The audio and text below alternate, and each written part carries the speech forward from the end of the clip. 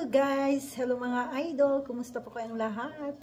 So today's vlogs guys, magluluto po tayo ng adobong chicken feet at gizzard. Okay, so eto pong mga sangkap guys. Ayan, kakailanganin natin ng soy sauce, bawang, pamintang buo. Ayan, bay leaves at saka suka. Ayan ang sukang sandamakmak at saka syempre panggisang mantika. Ayan, tatanggalin po natin ang kanyang mga kuko. Ayan, at hihiwaan natin doon sa gitna para madaling maluto. Ayan. Pero sabi nila wag daw hiwaan sa gitna para hindi maglapot yung sabaw. Ayan guys. So gusto kong i-shout out ang mga lahat na susuporta sa aming YouTube channel. Ayan. Thanks everyone for watching our videos.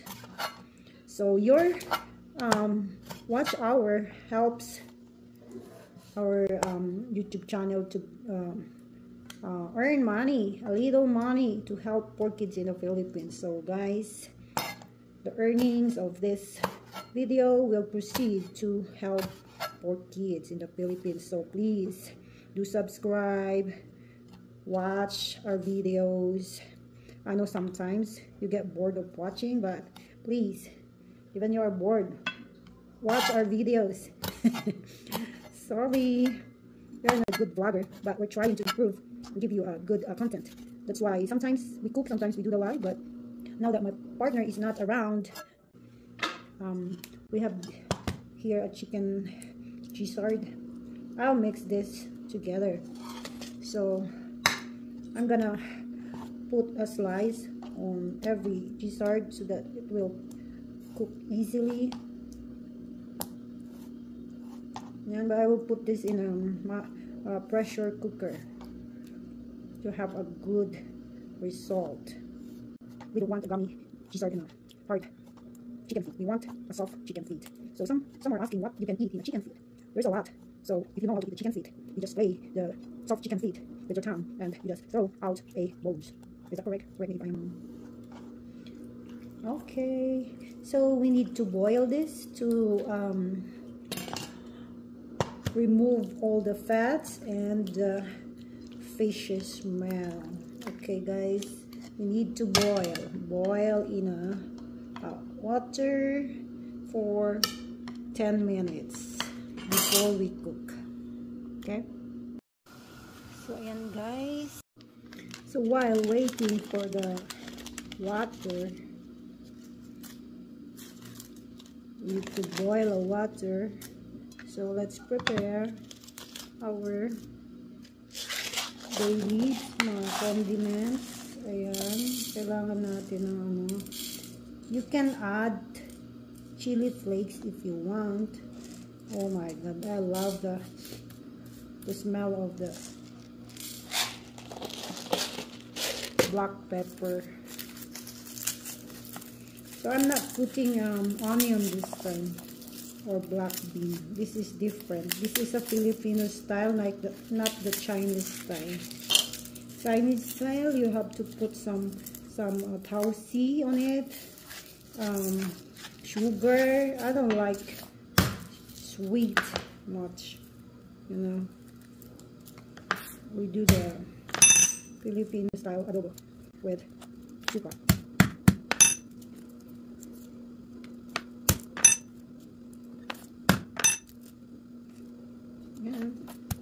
Thank you sa mga bagong subscribers. Keep on connecting guys. Magtulungan po tayo para sa ikaunlad ng ating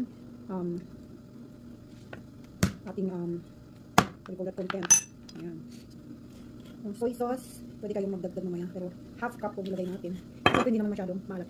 Hindi siya maalat guys. Hindi siya maalat. Masarap kasi itong brand na to. Dapat puti soy sauce. Wala kang lasa. Baka maglagay pa ako ng asin mamaya. Ayan, so tama na yung bawang niya. Bay leaves, soy sauce, and our black pepper, whole black pepper. Then later, magbo-boil na ang ating water.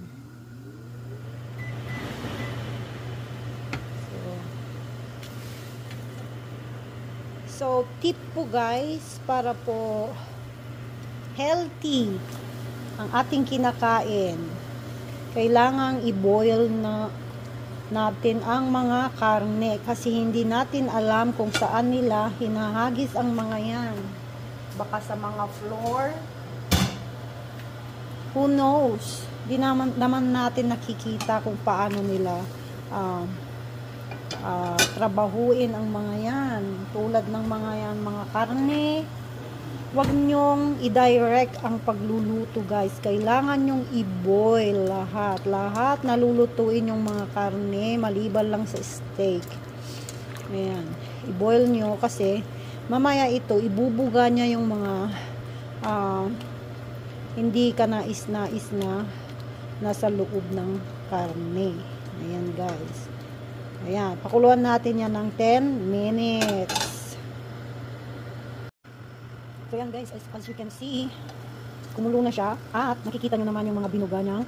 Hindi kanais-nais sa ating pagkain. Yan po is mga siguro mga dumi sa karne. Hindi tayo sure na lahat ng mga karneng binibili natin is malinis. Kaya kailangan nyo pakuluan. Ayan, tip po yan guys. Kailangan nating maging healthy. Mahalaga ang buhay na ating protektahan. Ayan. Ayan, hugasan natin ng malamig na tubig. Hindi naman malamig ang tubig. Ayan.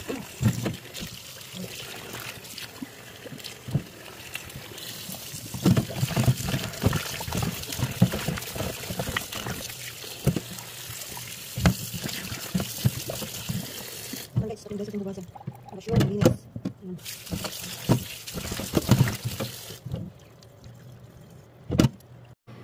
Guys, meron akong nakalimutan. Pwede po kayong maglagay nito. Ayan. Ito is parang yung magic syrup natin din sa Pinas. Ayan. So, magkikisa na tayo. Pwede kayong magdagdag ng sili kung gusto nyo. Dahil mahilig tayo sa sili, magdadagdag ako. Kaya nagpainit na tayo ng kawali. Ayan, maglalagay na tayo ng mantika. Ayan.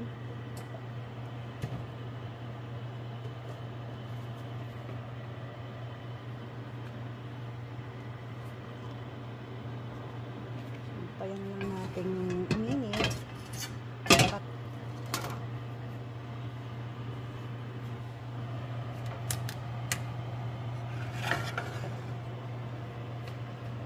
So, hinalo ko na yung sili dyan kasi yan ang magkakasabay.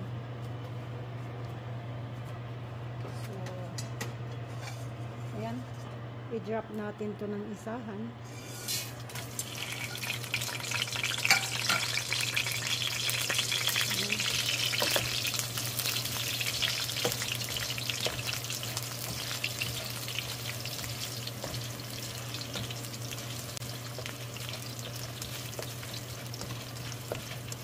Kailangan gisa natin itong mga ano para lumabas yung aroma niya guys.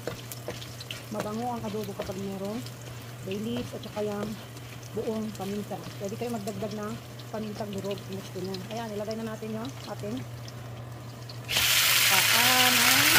Ayan.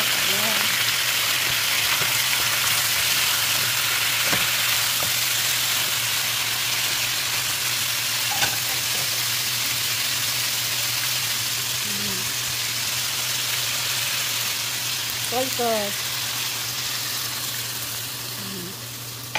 At ang ating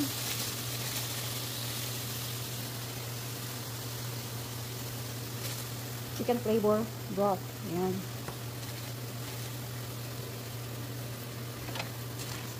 Ilagay na natin yung suka guys kasi ilalagay ko naman ito sa pressure cooker. Ayan.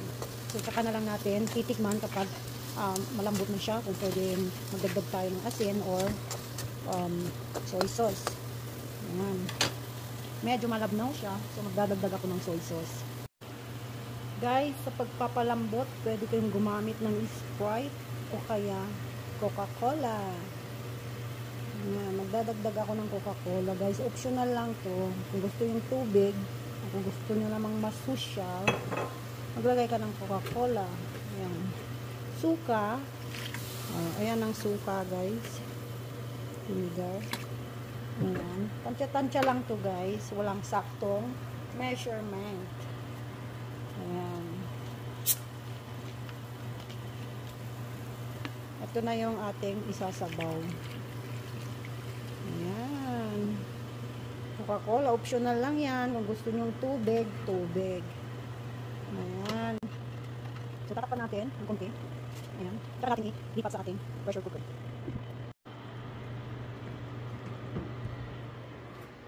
Ayan, pressure cooker.